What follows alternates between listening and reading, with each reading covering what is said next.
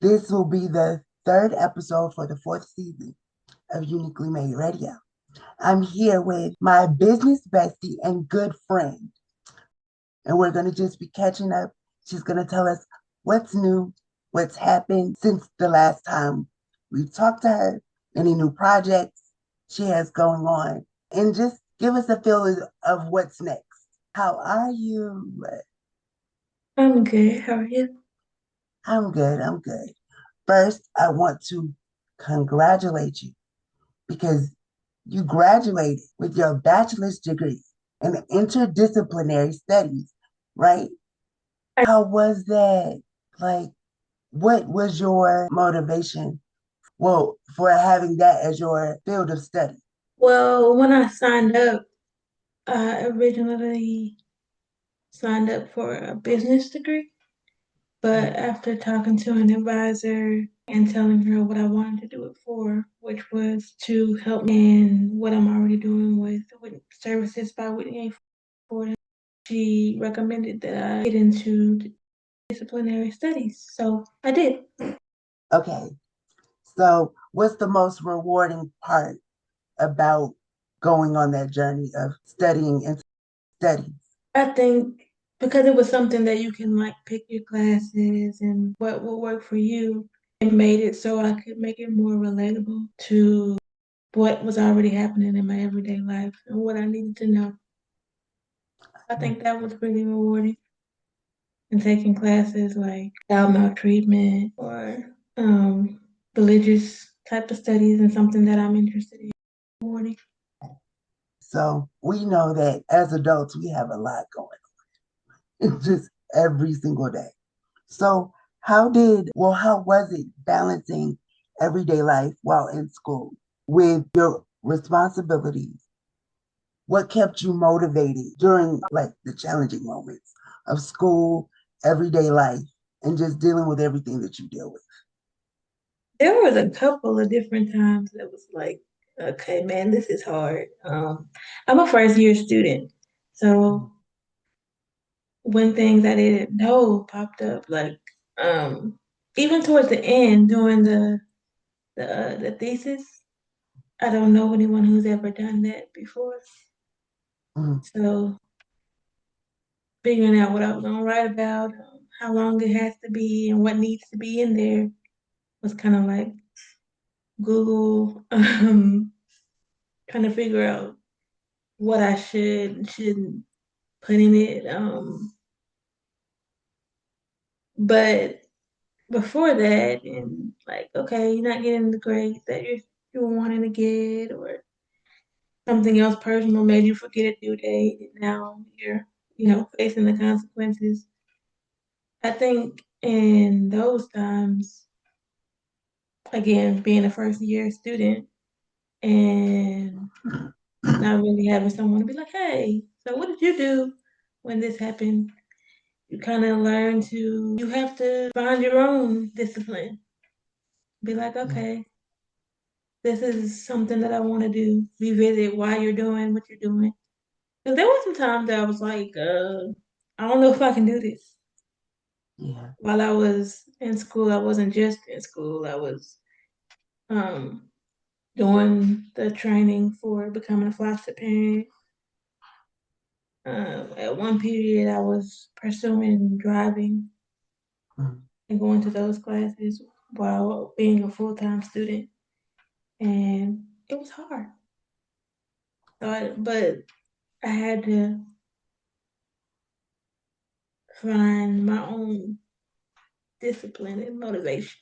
Like they say, discipline is better than motivation because when the things that you feel like you're doing it for goes away, then what?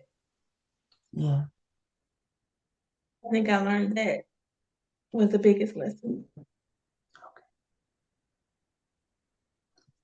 So that's what motivated you, just the fact that you just knew you had to keep going because Yeah, if I want to have the life that I want, you know, I can't really depend on anyone else to motivate me for it. If I want it, then I gotta keep going. mhm, That was one of my biggest motivations as well. Still, so I understand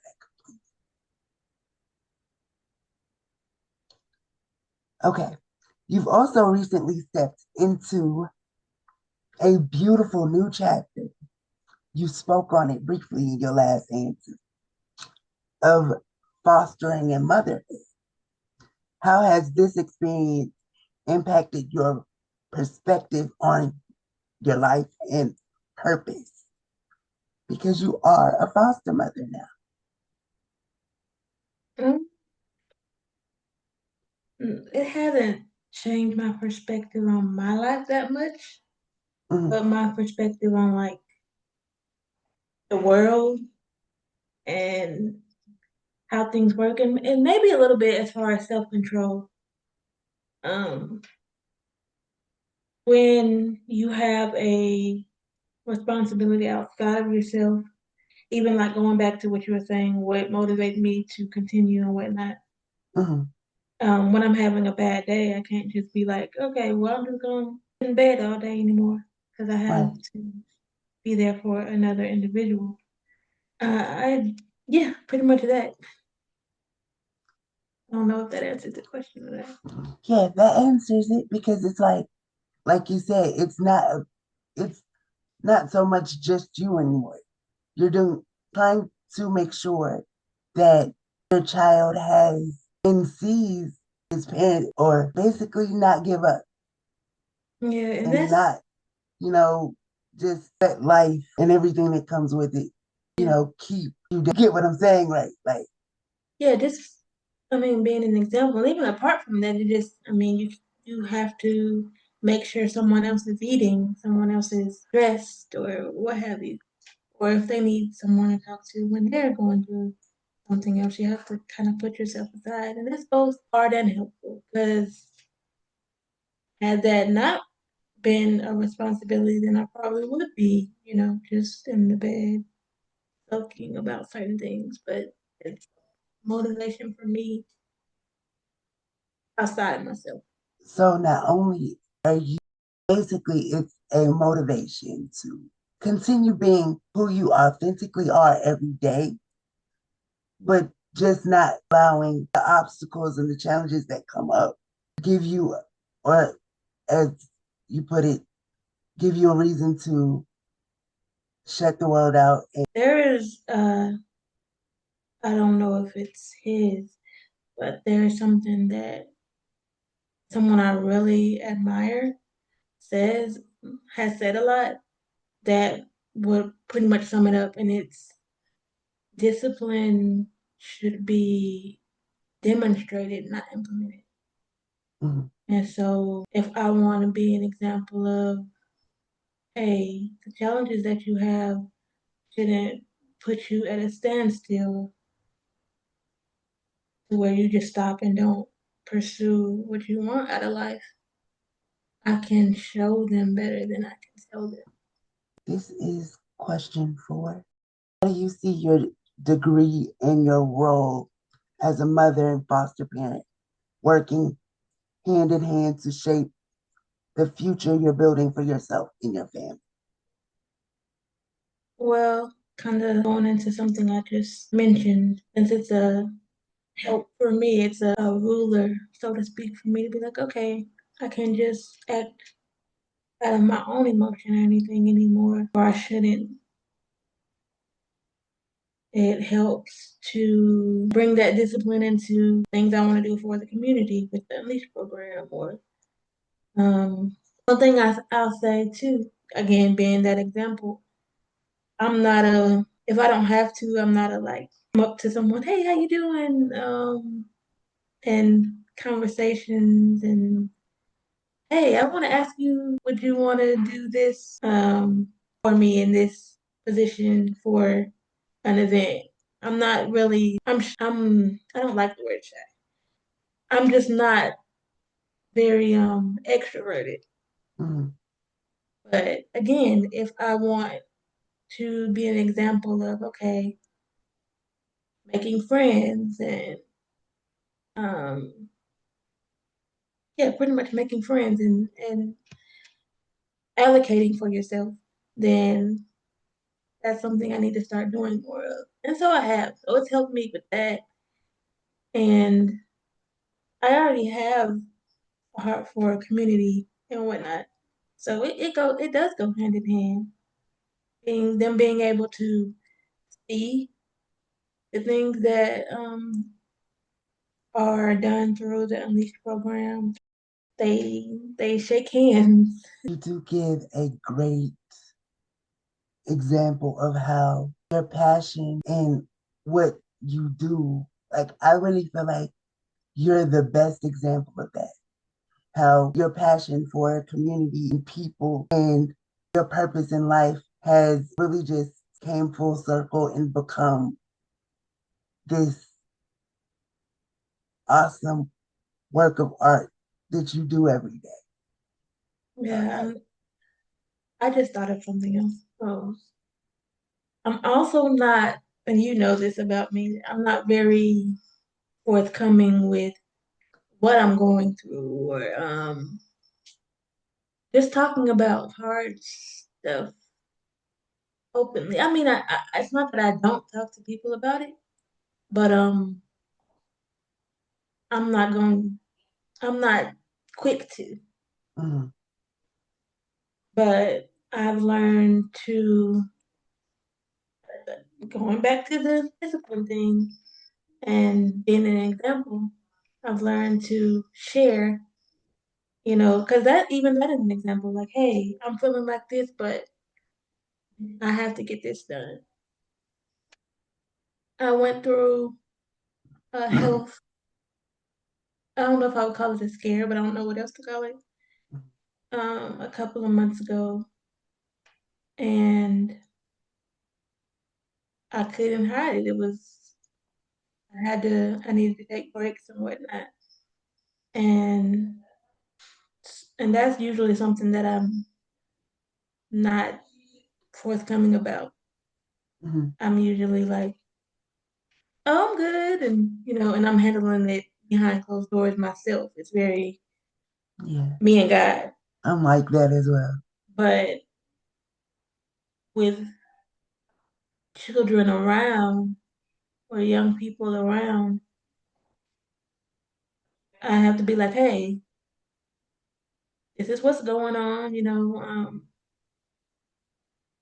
and this is what we're going to do about it. I have to be more forthcoming, Mhm. not only so they know why, things might be different, why Miss Whitney may be laying down or what have you, but also so that they know that it's okay to, have hard days. Mhm. And that way, when they have hard days, they know Miss Whitney understands. Yeah, yeah. I think that's something I'm still learning to do. Oh, it's a Um, crash course. yeah, yeah. Okay.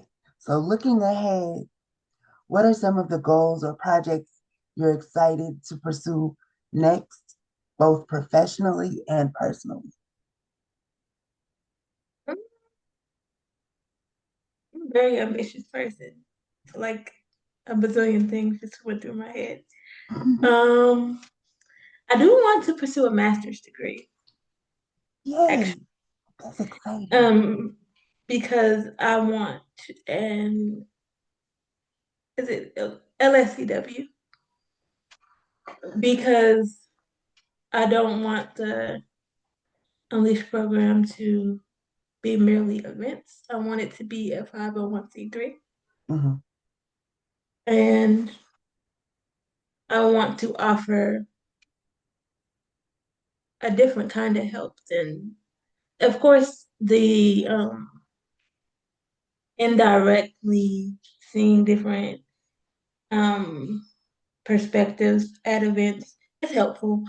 Mhm. However, I want to be able to, like, okay, once you've realized this is something that you can do. Mhm. Um, it's so much. We already do the yearly events. So next year there'll be another Unleash Your Dance Ability. Um, yeah. That made my mind go like in 7 different places. So there's a lot that I want to pursue though. So basically, we could just look for as many wonderful things coming from you and the Unleashed program and anything else that you have. Even with both of them, I've realized that I want to. So it's kind of like one business, really, Mhm. because it's the Unleash program by Services by Yeah. Whitney A. Ford.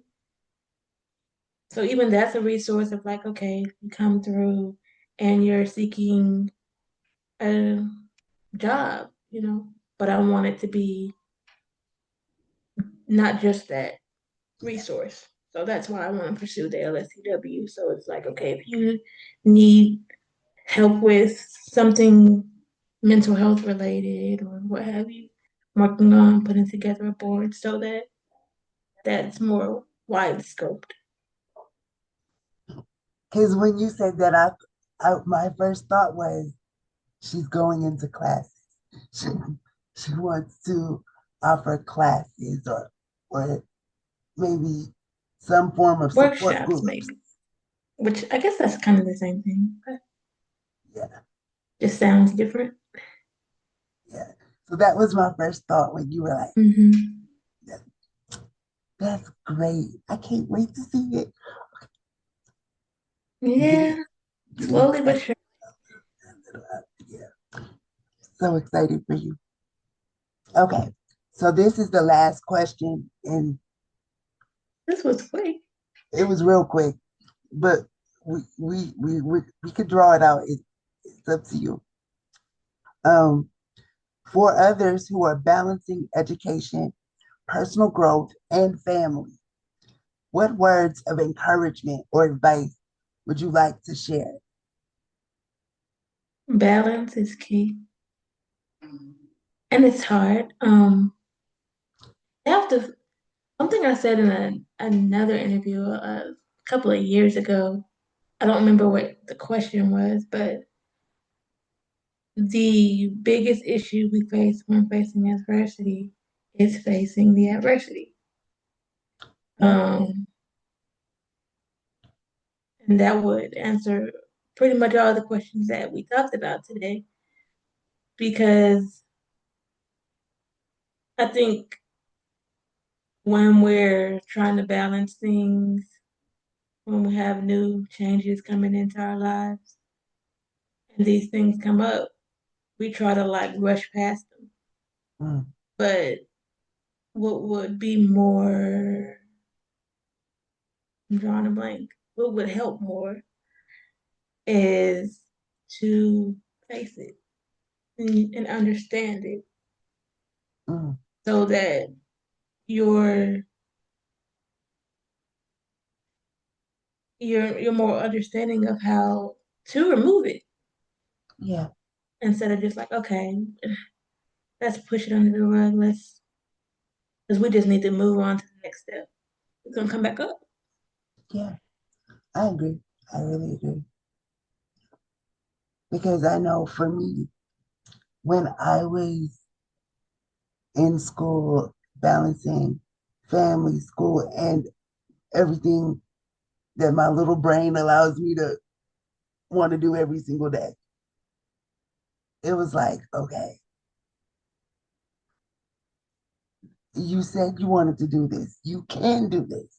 You just have to be balanced, find your balance, and be disciplined. And I'll make examples. There's a lot of, and we've talked about this personally. There's a lot of things that I've had to face that I didn't know about, even like with family or with just history. Mm, That sent me into some pretty dark places. But the only way to keep going through stuff like that was to, you know, stare into it. Okay, Why does this make me feel this way? I'm sad for today, so I'm going to sit in it for today so I can get to the other side of it. I think we just want to be like, okay, I'm okay. And that's actually harder. Yeah, yeah. I mean, even now, I'm learning to get away from that because I'm one to always say I'm okay, even when I'm not. Like, I don't want to bother anybody with And anything. I don't, because I do it, but I'm selective with who I feel like I don't have to. And sometimes those people change depending on what's going on.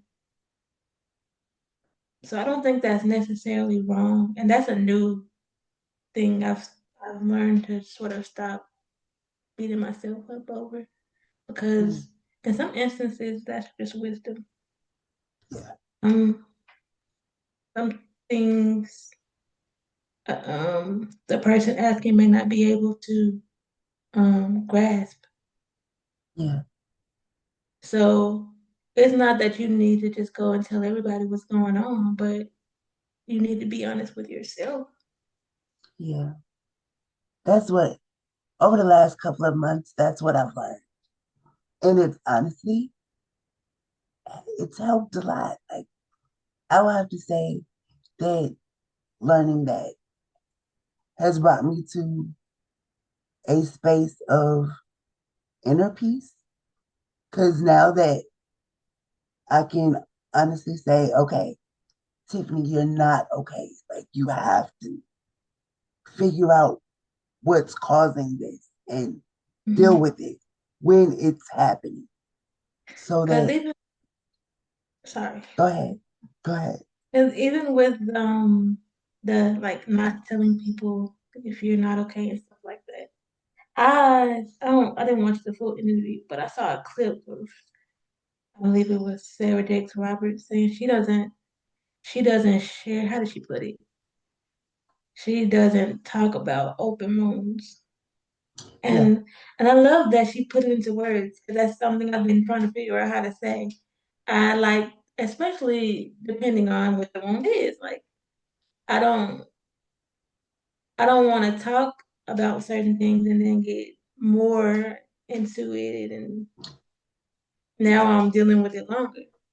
yeah, But when I feel like okay, it's in a good place to or I feel like this person may be able to give me some insight on it, then I'll share it.